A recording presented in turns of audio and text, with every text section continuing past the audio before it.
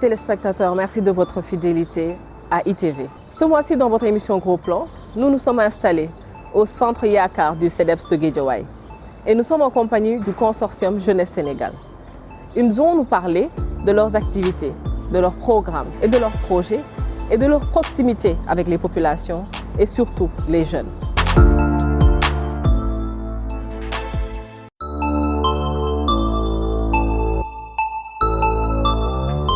Yakar. Bien plus qu'un mot, une ambition. Celle du consortium Jeunesse Sénégal de redonner de l'espoir à la jeunesse et avec elle de transformer les territoires. À commencer par le CEDEPS de Guédiawaye, que l'association a totalement réhabilité. C'est ici que le CJS, né de l'alliance en 2020 de 10 organisations de jeunes leaders sénégalais, invente un nouveau modèle de coopération et de développement avec et pour les jeunes. Entrepreneurs, responsables associatifs, chercheurs, les fondateurs du CJS viennent d'horizons divers, mais partagent une même vision. La jeunesse est le moteur du changement. L'action du consortium s'articule donc autour de 3 axes d'intervention. Jang, pour l'apprentissage, Bok, pour l'inclusion, et Liguey, pour le travail. Le CJS a pour objectif d'informer, d'engager et d'outiller 1 million de jeunes à l'emploi d'ici 2030. Parmi les nombreuses activités organisées, l'association accompagne ainsi des milliers de jeunes vers l'entrepreneuriat. 500 entreprises ont déjà vu le jour en 3 ans. Aujourd'hui, quand on regarde les chiffres, rien que le dernier recensement général de la population, on se rend compte qu'au minimum 50% de la population est âgée de 19 ans, voire moins. On sait également que tous les ans, il y a un peu plus de 300 000 personnes qui arrivent sur le marché de l'emploi. Et malheureusement, on ne peut pas avoir autant d'emplois pour tous ces jeunes-là, qui viennent en tout cas des emplois formels et même des fois informels, mais qui garantissent une certaine décence pour les jeunes. C'est pour ça que c'est très important. L'entrepreneuriat comme clé pour débloquer l'espoir. Donc c'est la raison pour laquelle l'entrepreneuriat reste quand même une solution critique clé pour la jeunesse, mais surtout aussi c'est au-delà de permettre aux jeunes de pouvoir s'occuper d'eux, s'occuper de leur famille, de leurs proches. Je pense fondamentalement, et le consortium est vraiment aussi convaincu de ça, l'entrepreneuriat, si il est bien fait, permet également de contribuer à cette transformation structurelle de notre économie dont on a besoin parce qu'il y a énormément d'opportunités, que ce soit dans l'agriculture, dans l'artisanat, dans l'innovation, etc., qui peuvent vraiment être transformées. Au cœur du dispositif, le guichet jeunesse. Cette plateforme offre à des dizaines de milliers de jeunes où qu'ils se trouvent l'accès à une multitude d'opportunités et incarne la volonté du consortium d'exploiter pleinement le potentiel du numérique. Le guichet jeunesse est une plateforme qui a été mise en place par le CJS, donc une plateforme numérique qui permet aux jeunes de pouvoir accéder aux opportunités d'emploi, aux opportunités de stage.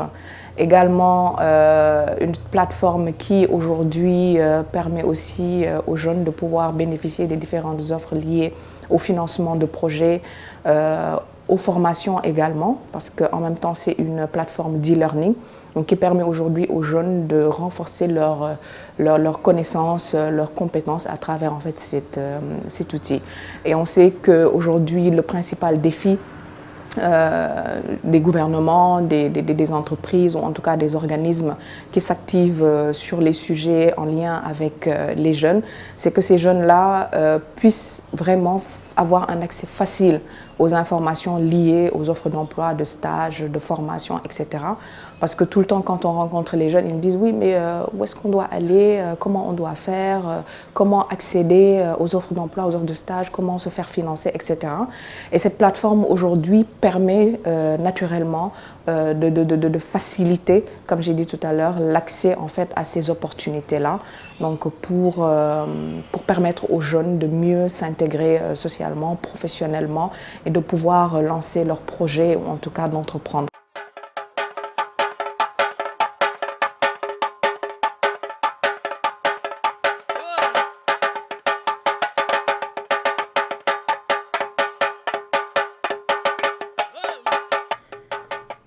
Le CJS a aussi pour mission d'influencer les programmes et politiques publiques. Engagé dans la construction d'un avenir plus équitable et durable, il plaide par exemple en faveur d'une économie sociale et solidaire. L'économie sociale et solidaire, c'est une économie dans laquelle on trouve des entreprises sociales, des associations, des mutuelles, des ONG, etc. Donc c'est une économie qui met l'humain au cœur de sa préoccupation et qui prend en compte les problèmes et les besoins sociaux et environnementaux. On a eu en 2023 justement le privilège d'accueillir le Forum mondial de l'économie sociale et solidaire pour la première fois en Afrique, et le CJS a piloté avec le concours de certains membres qui sont vraiment dédiés dans ce domaine-là pour pouvoir justement organiser le pré-forum jeunesse. C'était 2 jours où l'idée, notre objectif en tout cas, c'était de montrer le travail de la jeunesse dans cette économie-là, en même temps leur donner la parole et faire le plaidoyer au niveau des institutions pour pouvoir faire évoluer les politiques publiques. Voilà les 3 objectifs du pré-forum jeunesse qu'on a atteints avec succès, car on a mobilisé plus de 3000 participants sur les 2 jours, avec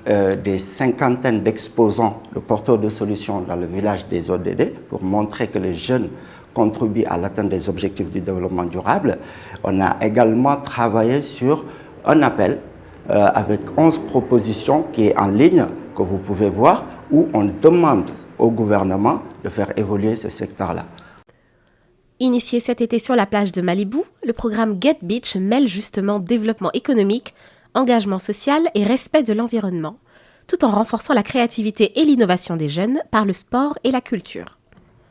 La protection de l'environnement et le développement durable occupent une place très importante dans les programmes du CJS. Le CJS est là pour les jeunes. Il est important aujourd'hui de capter des opportunités et de mettre à disposition des programmes de formation et d'accompagnement pour les jeunes pour leur permettre de travailler sur l'économie verte et avoir des ressources et avoir une vie vraiment très saine. Avec le programme aussi Summer Get Beach, on s'est rendu compte que beaucoup de jeunes de la banlieue étaient obligés d'aller ailleurs, aux Almadies, en centre-ville, pour bénéficier et profiter des plages. Mais on le sait, à Dakar, beaucoup de plages ont été privatisées et c'est un problème pour les jeunes. Aujourd'hui, le programme Get Beach est un programme de mise en valeur de la plage de Guédiawaye, où les jeunes vont pouvoir s'épanouir, que ce soit les filles, les enfants, les garçons et même les plus grands. Donc aujourd'hui, nous mettons en place des programmes green qui les permettent de se retrouver dans leur milieu, mais de s'approprier leur environnement. L'objectif du consortium est clair. Plus d'équité, d'inclusion et d'opportunités pour que les jeunes puissent se construire une vie digne et épanouie. Au cœur de Yakar, l'espoir prend vie.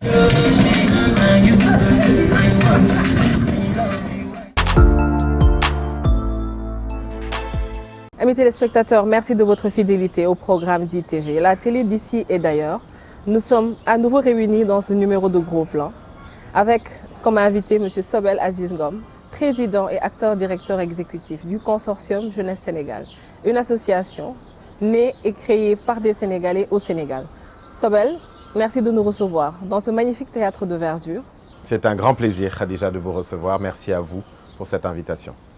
Nous vous avons accompagné pendant plusieurs mois pour suivre vos activités. Et nous avons vu à l'instant un élément qui nous permettait de découvrir un peu mieux les activités du consortium grâce aux interventions de vos vice-présidents. Que pouvez-vous nous dire globalement de l'histoire du CJS? C'est quoi le consortium Jeunesse Sénégal? Alors, le consortium Jeunesse Sénégal est une alliance qui réunit aujourd'hui une vingtaine d'organisations de jeunes qu'on a créées en 2020 avec l'ambition de pouvoir apporter une réponse complémentaire et coordonnée des différentes interventions des organisations de jeunes en faveur des jeunes, en faveur précisément de leur inclusion, du renforcement de leur apprentissage et évidemment de leur insertion professionnelle et de leurs conditions de travail en général. Que pouvez-vous nous dire de sa signification, ce consortium Jeunesse Sénégal, et comment vous est venue l'idée? Qui en sont les membres fondateurs? Alors, l'idée nous est venue en 2018. Moi-même, je dirigeais à l'époque Social Change Factory, qui est aussi une organisation de jeunes, qui est un centre de leadership citoyen pour les jeunes et qui intervient en Afrique de l'Ouest. J'ai constaté avec regret que la perception que la société avait des organisations de jeunes était très souvent limitée à de l'animation, à de l'événementiel, à des activités de set settle, à de l'ambiance que pourraient créer les jeunes en organisant des soirées, des fêtes, etc. Donc du divertissement. Du divertissement plus ou moins, alors que l'expérience de nos travaux commençait à prendre une autre tournure, une tournure qui nous positionnait davantage comme des acteurs qui participent à un développement durable et structurant. Des initiatives qui posaient des nouveaux modèles de fonctionnement dans des domaines particuliers, que ce soit dans l'éducation populaire, dans la vie associative, dans l'entrepreneuriat et dans le numérique. Et ces solutions, on a voulu vraiment qu'elles puissent prendre une autre échelle. Et pour ça, nos organisations, en tout cas telles qu'elles étaient perçues, n'étaient pas nécessairement invitées aux tables où se discutaient ces solutions-là. Et donc on s'est dit que l'on pourrait gagner si on se mettait ensemble pour briser cette espèce de plafond de verre qui était sur nos têtes et de progressivement réussir à transformer la perception que la société, que l'État, que la coopération, que le secteur privé ou même que la société civile pouvait avoir sur les organisations de jeunesse en les voyant comme des acteurs qui contribuent et qui ont ce qu'il faut, souvent, pas toujours, mais pour apporter des solutions qui sont vraies, qui sont solides, qui sont durables et qui peuvent efficacement changer la vie des jeunes. Et donc, c'est de ce constat et de cette ambition que l'on a décidé de se mettre ensemble autour d'une alliance que l'on a appelée le Consortium Jeunesse Sénégal. Et c'est qui le on? Quelles sont les structures ou les personnes qui ont mûri l'idée du consortium, l'ont façonné et l'ont mise sur pied? Alors, nous avons mis en place le consortium avec 10 acteurs, pour commencer. Je vais commencer parce qu'il est le plus proche de là où nous sommes aujourd'hui, à Wakhinane Nimzatt. El Hadj Abou Gueye, qui est le fondateur de Banlieue Up, une association de jeunes qui siège justement à Wakhinane Nimzatt. Il y a également Babacar Biran qui dirige Concret, qui est un incubateur qui accompagne les start-upers, les entrepreneurs à se développer et à grandir. Dans la même lignée que Abdoulaziz Sy qui dirige Impact Hub ou Fatoumata Nyox qui dirigeait Joko Labs, aujourd'hui repris par Karim Sy, donc un des pionniers de cet écosystème qui l'a fondé. Avec Seydina Ndiaye qui dirige aujourd'hui le CODEV, le collectif des volontaires du Sénégal, avec Aram Gueye qui dirige aujourd'hui Social Change Factory, avec Victoria Peter et Mamba Soare qui dirigent collectivement Make Sense Africa, devenu Comdev Africa, avec Kemo Touré de Woutiko, Abdou Touré, Monsieur Green, pour les éclaireurs et éclaireuses du Sénégal. Il y a également Eva Sow Ebion de Eye for Policy, qui est une structure qui accompagne les États dans le développement des politiques publiques sur des sujets innovants, incluant évidemment la jeunesse. On voit sur vos supports 3 piliers, très généralement, Djang, Bok, Ligue. Que pouvez-vous nous dire de ces 3 piliers? Pourquoi vous les avez choisis? Et qu'est-ce qu'ils représentent dans la vision que vous avez du consortium?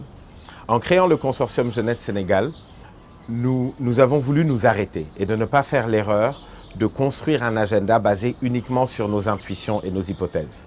Nous avons donc décidé de mener une enquête auprès des jeunes du Sénégal. Nous avons parcouru les 14 régions et mené cette enquête. Cette enquête s'appelle « Les jeunes selon leurs propres mots ». Et donc c'était une enquête pour mieux comprendre la perception que les jeunes Sénégalais, dans leur diversité de genre, de statuts économiques et sociaux, de conditions humaines, avaient de leur propre vie. Et cette enquête nous a permis de catégoriser les différents besoins, attentes et perceptions qu'ils avaient en 3 groupes. Et c'est justement ces 3 groupes-là, Djang, donc qui réunit tous les besoins exprimés en termes d'éducation, d'instruction, d'apprentissage, d'alphabétisation. Le deuxième lot, qui est le lot BOC, qui réunissait leurs aspirations, leurs besoins en termes d'inclusion. Inclusion démocratique, qui entend notamment la participation des jeunes dans les instances de décision, la participation des jeunes dans les instances de gouvernance locale, leur participation aux élections en tant qu'élus potentiels ou en tant que simples votants, leur participation à la gouvernance de certaines structures dont les mandats sont dédiés à les servir. Entre autres, vous entendez également dans l'inclusion l'accès des jeunes à l'information, la bonne information, leur accès à des services publics qui les traitent décemment, notamment de justice ou de santé, leur accès également à des opportunités qui puissent leur permettre de se développer et de grandir. Et évidemment, le troisième pilier, qui est le pilier Liguey, qui est le gros sujet qui est actuel au Sénégal, dont on parle souvent, l'emploi des jeunes. Donc on l'a nommé Liguey pour symboliser le travail dans une perspective où nous visons l'autonomie des jeunes, principalement. L'autonomie à travers l'emploi, d'une part, mais aussi beaucoup à travers l'entrepreneuriat, au vu des réalités de notre marché, notamment sur les questions de l'emploi et de la capacité des entreprises existantes à absorber la demande. Donc miser sur l'entrepreneuriat a été un choix pour nous. Si on devait faire un bilan chiffré, depuis la création du CGS, qu'est-ce que vous avez comme statistique de votre influence?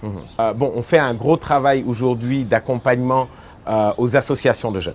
Donc par accompagnement, on entend un accompagnement technique qui vise à leur structuration et à leur capacitation dans leur mission d'association. Il y a un accompagnement logistique. On les aide à pouvoir avoir accès à ce dont ils ont souvent le plus besoin, un lieu pour travailler, de l'équipement, des véhicules pour pouvoir se déplacer, animer leurs sessions dans les quartiers, à travers ce qu'on appelle des mobile hubs, donc des camions caravanes que l'on a et qui sont déployés dans les quartiers pour rendre nos opportunités encore plus accessibles des jeunes qui ne peuvent pas se déplacer jusqu'à notre centre. En tout cas le premier centre à Guédiawaye. Nous avons également un accompagnement financier. Et donc sur le volet de l'accompagnement à la vie associative, nous avons aujourd'hui accompagné 223 associations de jeunes, dont 80% sont des associations de jeunes de banlieue. Nous offrons également des formations sur ce que l'on appelle les soft skills essentiellement. Donc ces compétences légères qui ne sont pas si légères que ça au fond parce qu'elles conditionnent souvent les sélections des jeunes et leur opportunité d'accéder à des postes de travail, à des opportunités de stage ou encore même à des opportunités de bourse.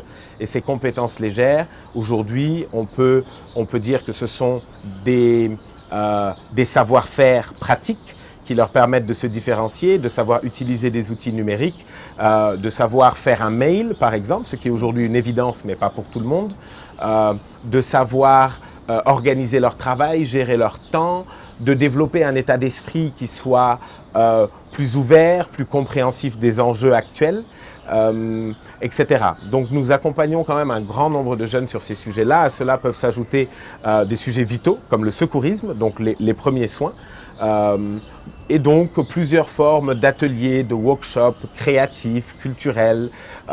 Nous accompagnons des animateurs socio-éducatifs dans leur formation et nous les déployons sur le terrain.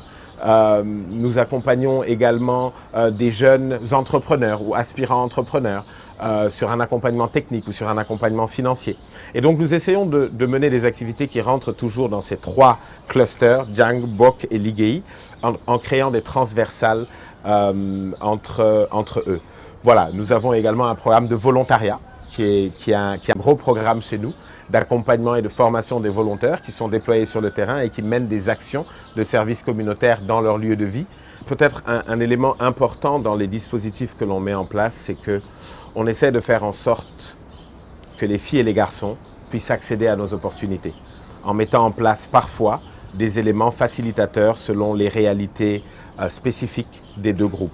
Donc les filles et les garçons d'une part, mais les jeunes instruits et non instruits aussi d'autre part, et les personnes à mobilité réduite. Donc nous essayons beaucoup, intentionnellement, à faire en sorte d'offrir des opportunités équitables dans l'accès à tous. C'est une excellente transition parce que nous avons tendu notre micro à des jeunes que vous avez accompagnés. Ils sont entrepreneurs ou volontaires au Consortium Jeunesse Sénégal. Et ils nous expliquent leur motivation à rejoindre le CJS dans ses actions, mais surtout l'impact que cet accompagnement a eu dans leur vie professionnelle. Nous les écoutons et nous revenons juste après.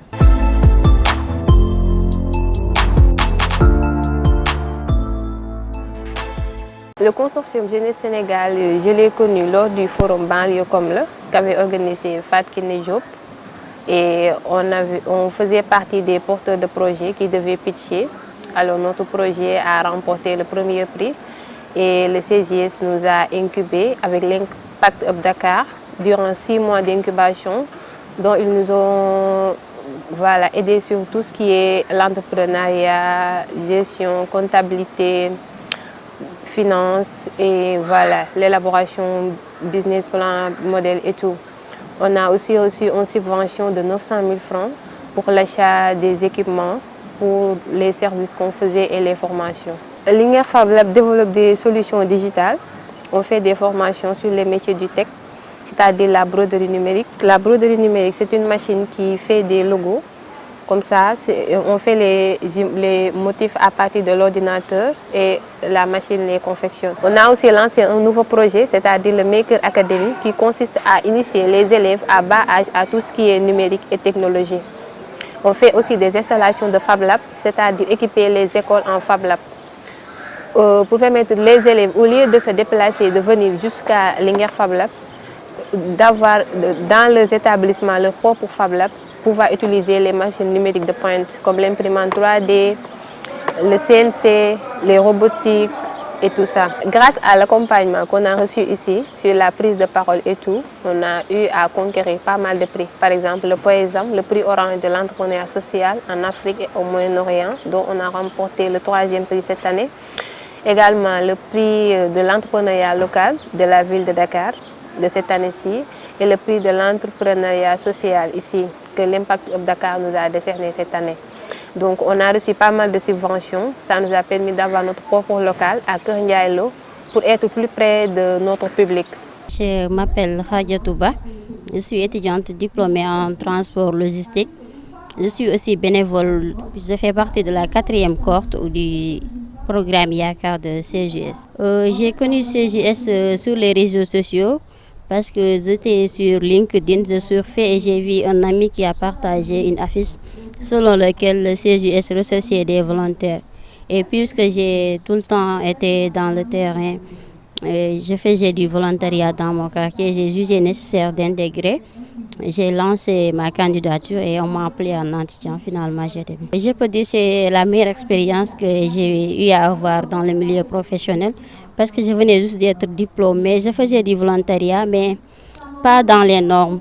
Mais au niveau du parcours, on nous a appris comment faire des TDR, comment vraiment structurer un projet entrepreneurial. Et aujourd'hui, je peux même me considérer comme un entrepreneur social. À tous les jeunes qui sont dans mon cas, je vous invite à venir vous approcher du CJS. Il y a la plateforme Guissé Jeunesse qui est disponible. Il y a aussi des personnels ouverts qui sont là et qui sont tellement accueillantes et qui vous vont mettre sur les rails. Sobel, nous avons écouté ces jeunes. Le volontariat, c'est quelque chose qu'on ne voit plus beaucoup. On entend beaucoup parler d'entrepreneuriat, on aura l'occasion d'y revenir.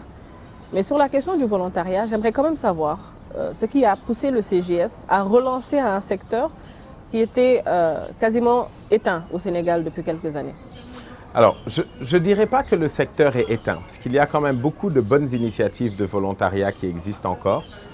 Malheureusement, il y a certainement un défi de mise en cohérence de toutes ces initiatives autour de politiques fortes. Mais il y a une loi sur le volontariat qui a été promulguée en 2021 ou 2022 et qui, je l'espère, va contribuer à redynamiser le volontariat.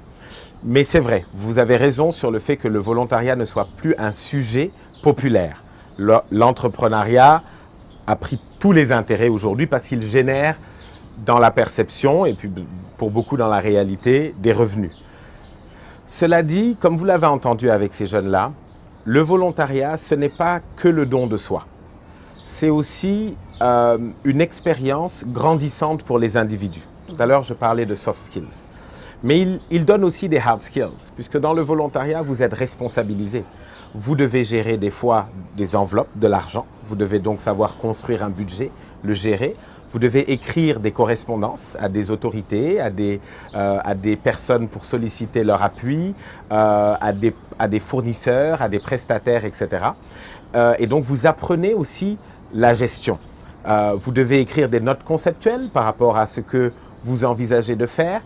Et donc, je crois que c'est une école complémentaire parce qu'elle enrichit l'esprit et les cœurs des Sénégalais dans leur don de soi et dans ce qu'ils reçoivent comme apprentissage. Et honnêtement, de mon expérience, et j'en suis aussi un des fruits, et j'en ai vu pour beaucoup de gens, le volontariat a été des expériences qui ont créé des déclics très forts et qui ont capitalisé évidemment sur tout le background qu'il y avait avant pour réussir à les intégrer ou pour leur donner les bonnes bases pour ensuite entreprendre.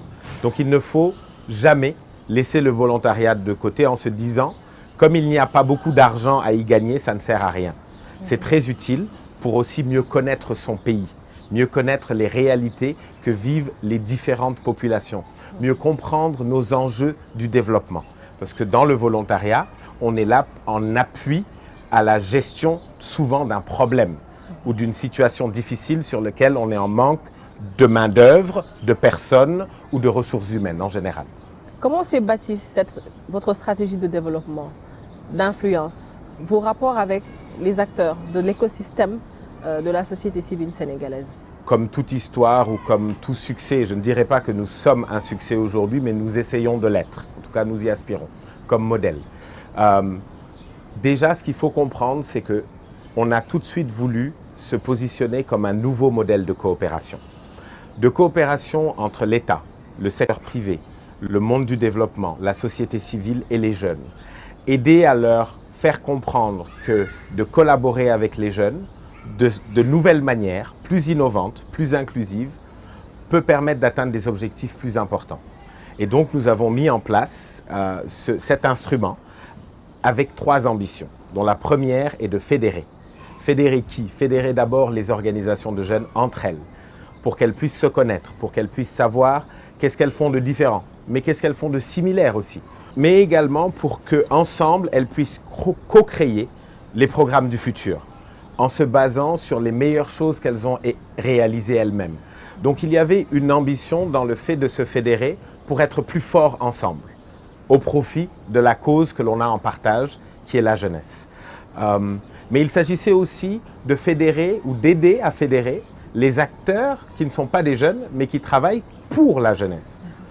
On comprend par là, on entend par là évidemment l'État avec ses différents démembrements, que ce soit ministères ou agences dont le public cible est particulièrement et intentionnellement les jeunes. On entend les acteurs de la coopération qui de plus en plus, coopération internationale je veux dire, ainsi que la société civile qui de façon objective ne s'est pas beaucoup renouvelée dans les dernières années et qui a peut-être besoin d'idées nouvelles, de personnes nouvelles pour renforcer, compléter et co-créer, donc comme je disais, les programmes et les actions du futur. Donc voilà ce qui en est pour notre ambition de fédérer. Notre seconde ambition, c'est de renforcer. Renforcer qui? Renforcer les organisations de jeunes pour améliorer leur offre et leurs interventions au profit des jeunes. Et notre troisième ambition, donc troisième mission, ici, c'est influencer. Influencer qui? Influencer les États, la société civile, le secteur privé, la coopération internationale, pour que leur politique et leurs programmes à destination des jeunes soient davantage en cohérence avec les aspirations des jeunes. Donc en les incluant davantage et en écoutant aussi ce qu'ils ont à proposer et à mettre sur la table en ce qui les concerne. Vous parlez de l'influence. Quels sont aujourd'hui vos rapports avec l'État, avec l'État du Sénégal, à travers des ministères comme le ministère de la Jeunesse, de l'Emploi et de l'Entrepreneuriat, le ministère de l'Éducation nationale, le ministère de l'Enseignement supérieur et de la Recherche? Ils sont, disons, des acteurs clés de cet écosystème-là. Quels sont vos rapports et qu'est-ce que vous avez pu faire à ce jour avec ces 3 entités? Écoutez, déjà en tant qu'institution, en tant qu'association, et dans notre modèle de pensée et d'agir, nous croyons que l'État est l'institution qui garantit la durabilité de tout ce qu'on fait.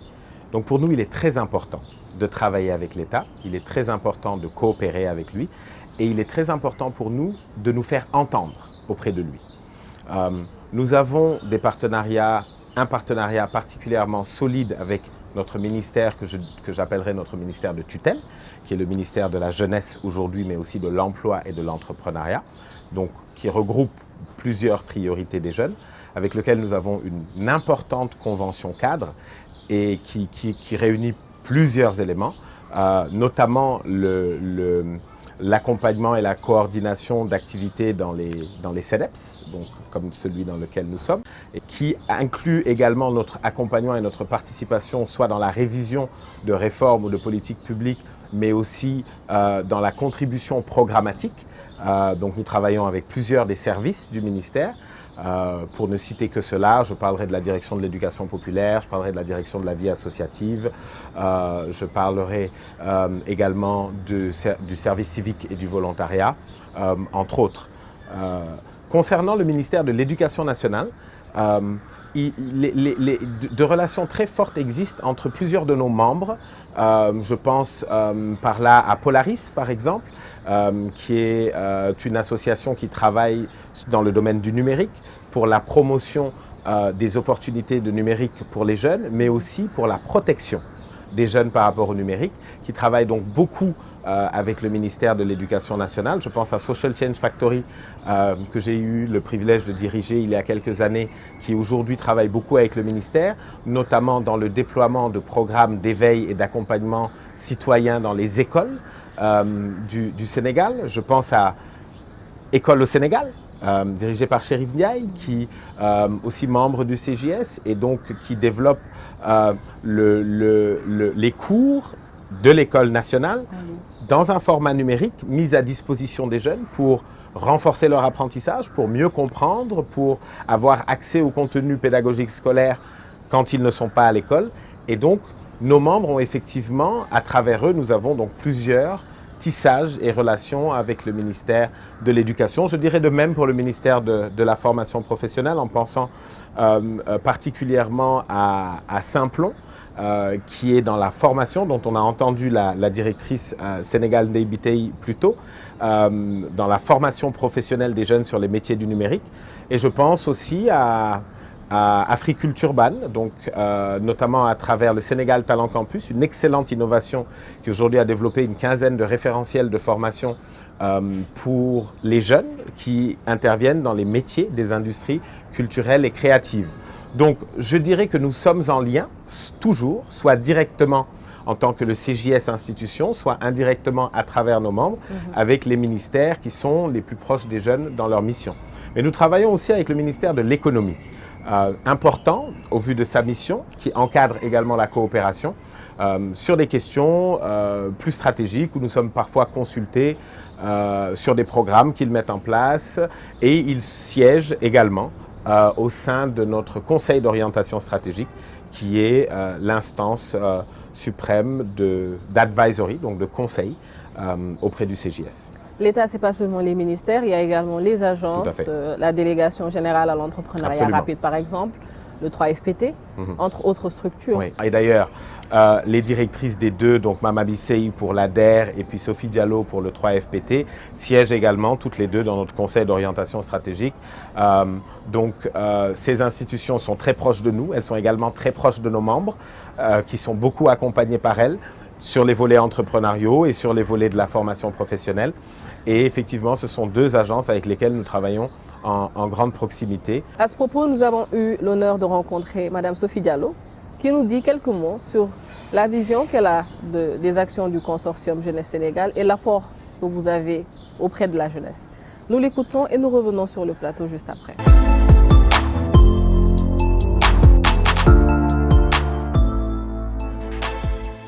Le 3FPT est un instrument qui a été créé par le gouvernement du Sénégal en 2014 avec l'appui de certains bailleurs, notamment la Banque mondiale et l'Agence française de développement.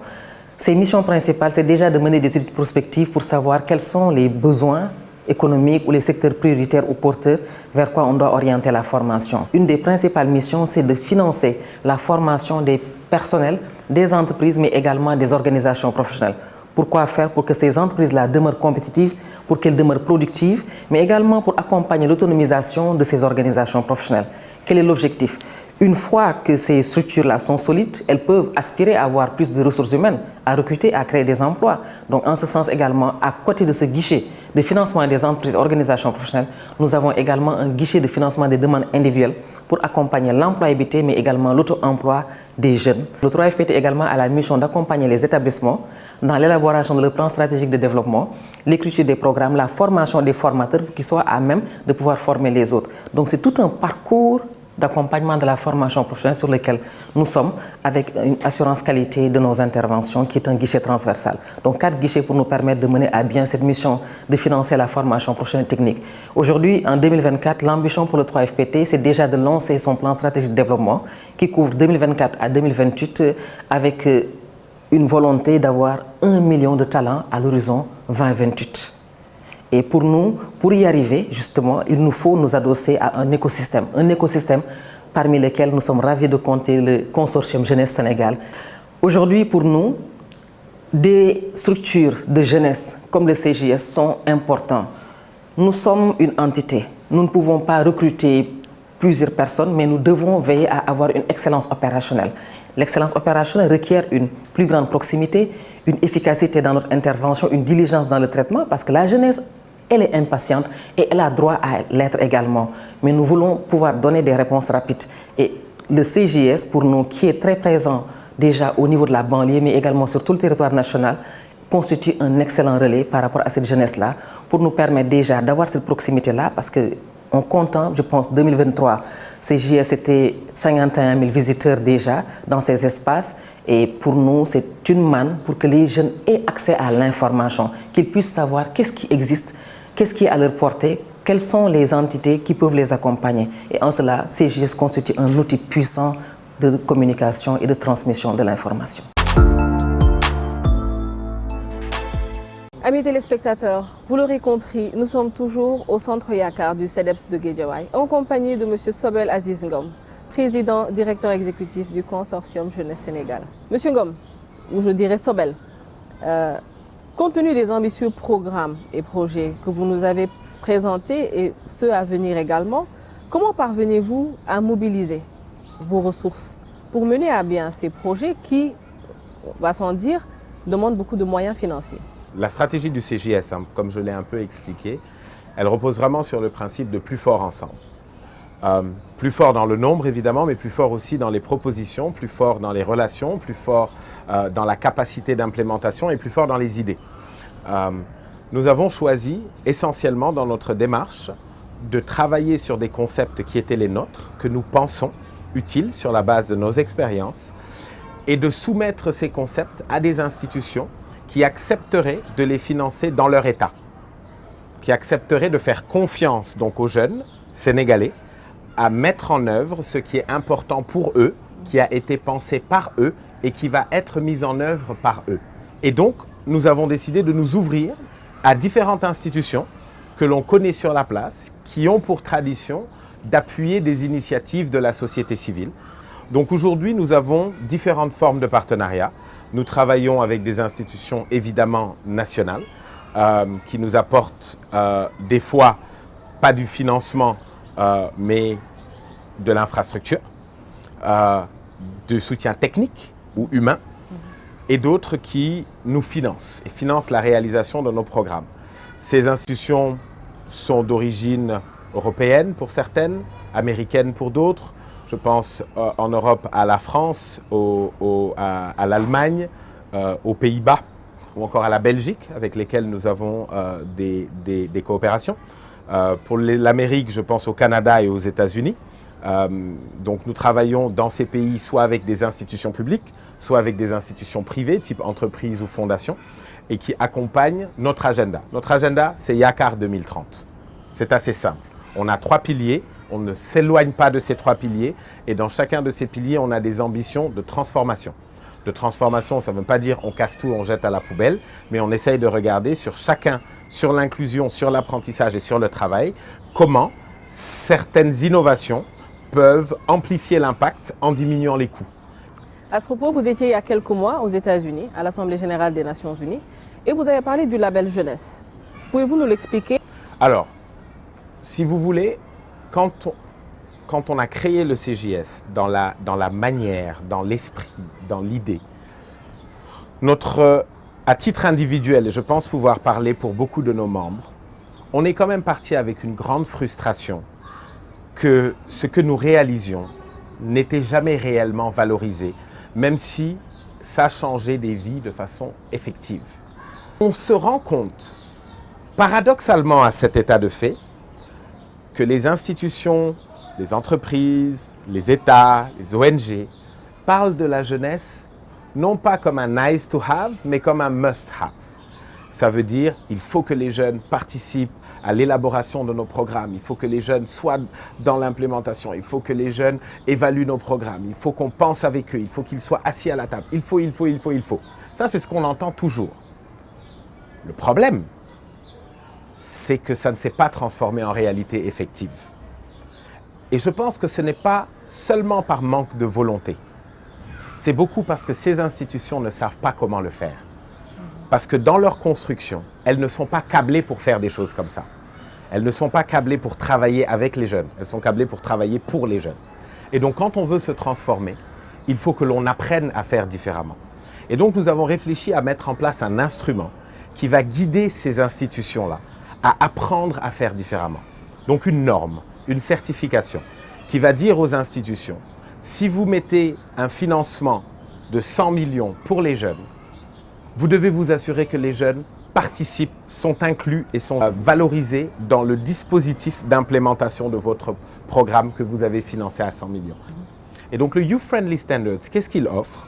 Il offre des standards, comme son nom l'indique, sur 6 piliers. Le pilier de la gouvernance.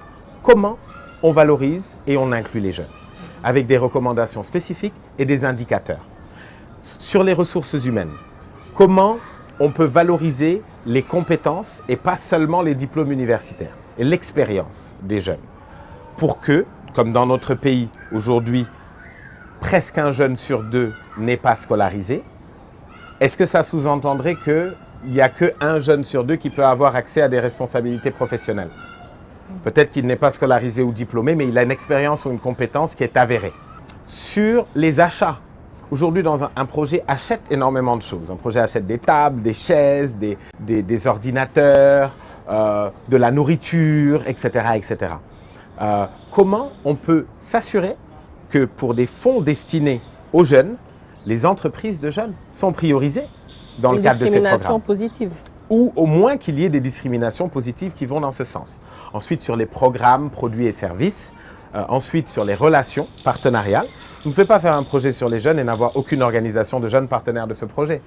C'est un peu incohérent aujourd'hui. C'est comme si on disait que vous faisiez un programme pour les femmes avec aucune femme avec vous pour pouvoir conduire et monter ce projet. Ou sur l'environnement, mais qu'avec des industries qui polluent l'environnement.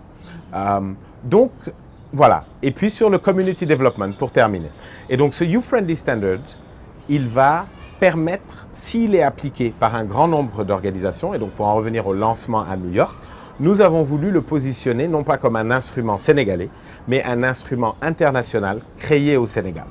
Donc nous l'avons lancé aux Nations Unies, dans un événement en marge de l'Assemblée Générale, accueilli au siège de UNICEF Generation Unlimited, qui est donc partenaire du Youth Friendly Standards. L'Union européenne est également un partenaire, la Fondation Mastercard, International Youth Foundation. Et donc nous sommes un petit acteur sénégalais avec autour des grandes institutions internationales qui ont compris l'enjeu, qui savent aujourd'hui clairement qu'elles doivent toutes mieux faire pour les jeunes. Et donc, pour mieux faire pour les jeunes, elles vont devoir mieux faire avec les jeunes. Et cet instrument représente une opportunité, parce qu'il n'en existait pas de tel, qui vont leur permettre d'être guidés dans leur action, d'adopter les bonnes pratiques, et ensuite, si elles l'acceptent, de pouvoir être évalués dessus et être certifiés. Et c'est ce que le Youth Friendly Standards offre, une certification qui montre que toi qui dis vouloir œuvrer pour les jeunes, tu œuvres pour les jeunes en adoptant des pratiques qui leur sont favorables et qui les incluent et qui les valorisent. Le CJS, je le disais tout à l'heure, est une jeune organisation dirigée par des jeunes. Mais vous ne serez pas éternellement jeune. Absolument. À moins que vous ayez trouvé la fontaine de jouvence. Je ne l'ai pas encore trouvé. Comment comptez-vous assurer la durabilité et la pertinence de votre action, tout en veillant à ce que la gouvernance au sein du CJS soit le plus démocratique possible par un renouvellement régulier de vos instances, parce que je le rappelle, le CJS est une association. Tout à fait. Concernant le bureau, donc le président, le trésorier et le secrétaire général, ils sont élus pour des mandats de 3 ans, qui sont renouvelables chacun une fois. Donc cela explique et fait comprendre que le président de CJS ne peut diriger tout au plus, s'il est réélu, sur une période de 6 ans. Dans mon cas, je dirige le CJS aujourd'hui depuis 4 ans, donc ça vous laisse comprendre le temps qu'il me reste à sa direction, et cela quel qu'en soit le succès du CJS. Le président du CJS ne peut pas être élu s'il a plus que 35 ans. C'est fondamental pour nous parce que nous nous sommes, moi en particulier, beaucoup plaints et j'ai beaucoup critiqué toutes ces instances où on nous dit que ce sont des jeunes qui dirigent, mais des jeunes de 50 à 60 ans. À un moment où un Sénégalais sur 2 a moins de 18 ans. Ça, c'est aussi important à rappeler. Donc cette exigence est encore plus importante aujourd'hui qu'elle ne l'était il y a 20 ans, ou il y a 30 ans, ou il y a 50 ans. Étant donné que nous, la vie associative est un des socles de notre travail, si nous ne donnons pas l'exemple, l'exemple ne sera clairement pas suivi par les associations que l'on accompagne. Et ça, c'est très important. Et c'est qu'en réalité, je crois qu'aujourd'hui, les jeunes sont de plus en plus éveillés, outillés et articulés pour exprimer leur réalité. Notre monde va tellement vite que je dois avoir l'honnêteté de dire que parfois, malgré mes 33 ans, quand je discute avec des jeunes de 23 ans, je ne comprends pas où est-ce qu'ils veulent aller nécessairement. Et donc c'est pour ça que c'est important de leur donner de la place, parce que c'est eux qui savent ce qui est important pour eux. Ça ne veut pas dire que nous, on va disparaître. Ça veut dire qu'on aura un autre rôle à jouer. Non plus de diriger, mais plutôt d'accompagner, d'aider, parfois même de gérer ou de superviser sous leur direction, pendant un temps, si c'est nécessaire. Mais nous devrons passer et jouer un autre rôle. Et ça, ce sera garanti. Quelle est aujourd'hui la place des femmes dans la gouvernance du CJS? Je vais parler même de l'exécutif du CJS. Aujourd'hui, pour des raisons de rotation, notre conseil d'administration est composé de 3 femmes et de 5 hommes. À un moment donné, il a été de 4 femmes et de 5 hommes. Notre bureau exécutif, par exemple, en tout cas la direction exécutive, donc moi, en tant que directeur exécutif et mes 3 directeurs, donc Fatou Bandiour pour les programmes, Ndeye Khady Diop pour la communication et Alessandre Badiop pour les finances, c'est une parité aujourd'hui, 2 hommes et 2 femmes. Et quand on regarde l'équipe globalement exécutive du CJS, nous sommes 16 garçons et 14 filles. Il y a eu un moment dans les 3 années où nous avions 3 femmes de plus que de garçons. Je pense que ce qui est important, c'est le fait qu'en tant qu'organisation, nous mettions en place des dispositifs qui garantissent que les femmes aient une place chez nous et qu'elles aient des dispositions qui, au vu de leur réalité, répondent à leurs besoins et n'affectent pas leur travail. Je vous donne un exemple. L'année dernière, suite à un forum que nous avions organisé ici, que nos collègues femmes ont organisé ici avec une exposition sur 1 mois sur la charge mentale des femmes, en voyant les conclusions, j'ai pris la décision, avec l'approbation de mon conseil d'administration, de donner 1 jour de congé à toutes les mères par mois qui seraient payées, ce qui fait 12 jours supplémentaires dans l'année. Parce qu'elles ont expliqué que peut-être malgré l'inéquité de ce principe-là, c'est que beaucoup de femmes ont aujourd'hui à régler, en quittant le bureau, des choses liées à la scolarité de leurs enfants, à la santé de leurs enfants, ou à l'administration de plusieurs choses, des réalités qui sont spécifiques. Qu'est-ce que ça nous coûte? Rien du tout. Ce que ça nous offre, c'est que nos collaboratrices, qui sont extrêmement importantes dans notre dispositif, sentent qu'elles sont valorisées, entendues et comprises. Ce n'est pas la seule réforme, ou en tout cas décision, qui a été prise dans ce sens. Nous avons aussi décidé de donner 10 jours de congé paternité au papa qui venait d'avoir un enfant au lieu des 3 qui nous sont imposés par la loi. Ici aussi, dans l'esprit de cultiver la responsabilité partagée sur des sujets partagés quand il s'agit de 2 personnes qui sont professionnelles. Et on veille à ce qu'elles soient appliquées. Dans nos programmes, nous veillons à ce qu'il y ait une équité dans l'accès et dans le bénéfice de nos programmes aux jeunes filles comme aux jeunes garçons. Donc nous essayons, si vous voulez, en termes d'aspiration, de faire en sorte que la jeune femme sénégalaise et que le jeune homme sénégalais, quand ils sont dans nos espaces, sentent qu'ils ont les mêmes chances et qu'aucun d'entre eux n'est privilégié sur l'autre. Nous allons enchaîner avec vos propos sur un élément de notre rubrique Vocation, avec une jeune dame, Fatou Kiné Diop, qui travaille au Consortium Jeunesse Sénégal depuis quelques années et qui nous parle de son parcours de vie, de son parcours professionnel, mais surtout de son expérience au CGS. salaamaaleykum maa ngi tudd Fatou Kiné Diop nekk responsable ci centre leadership bu Guédiawaye dal leen ak jàmm ci espace Jeune Yaakaar.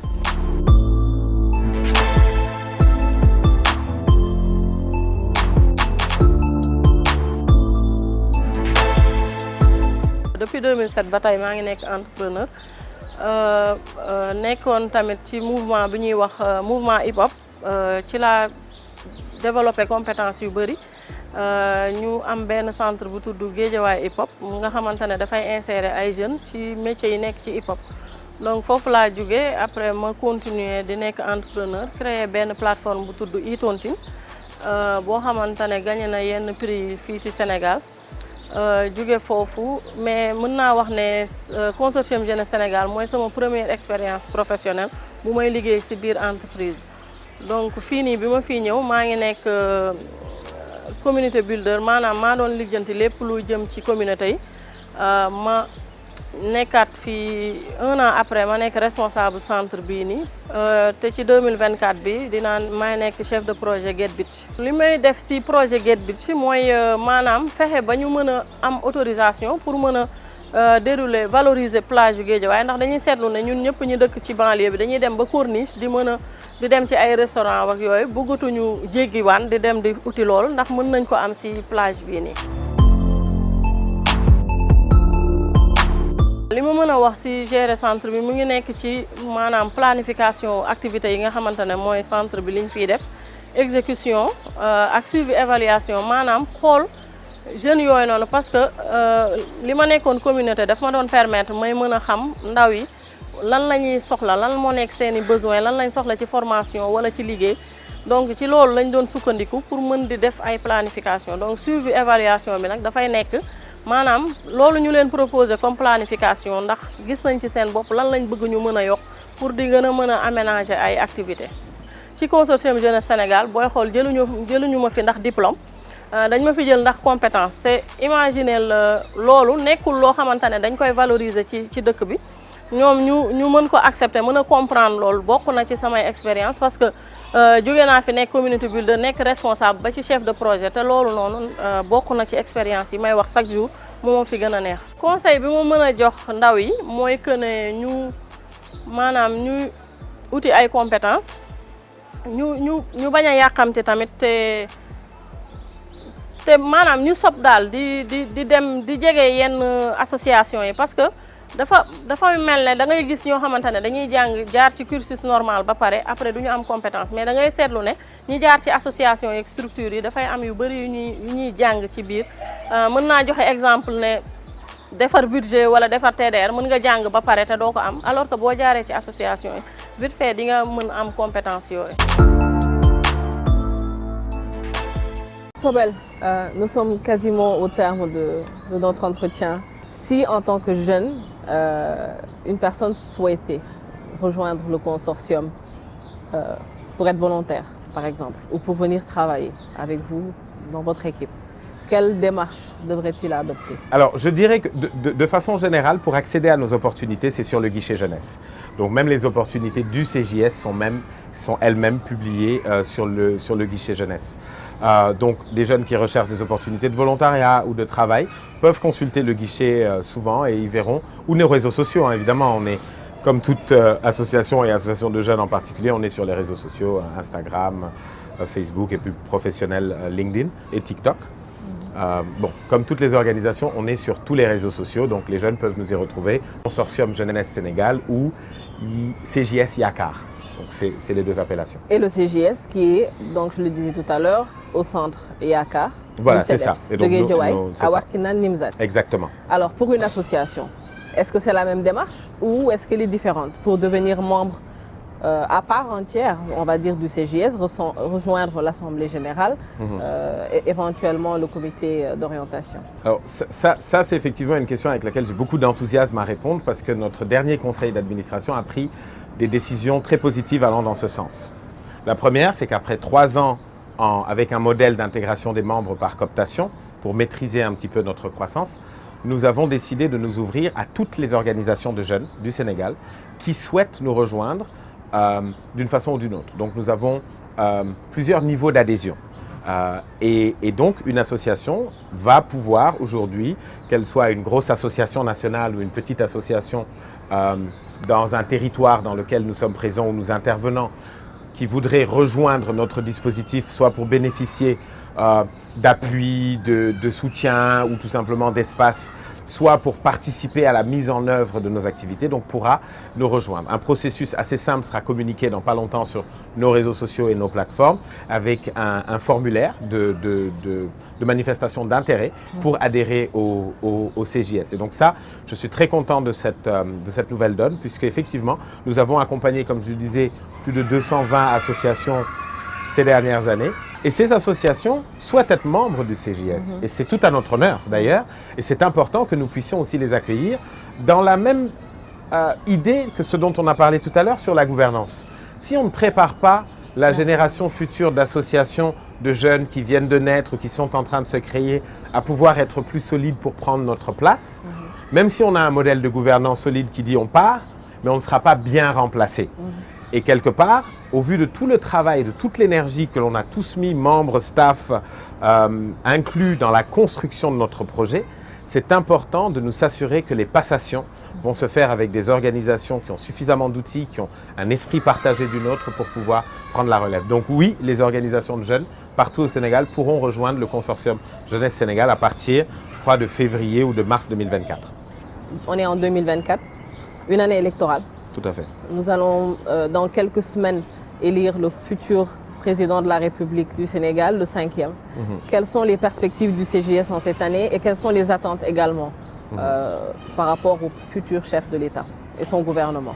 Je pense qu'il y a des enjeux très importants pour le prochain régime et le premier étant l'inclusion.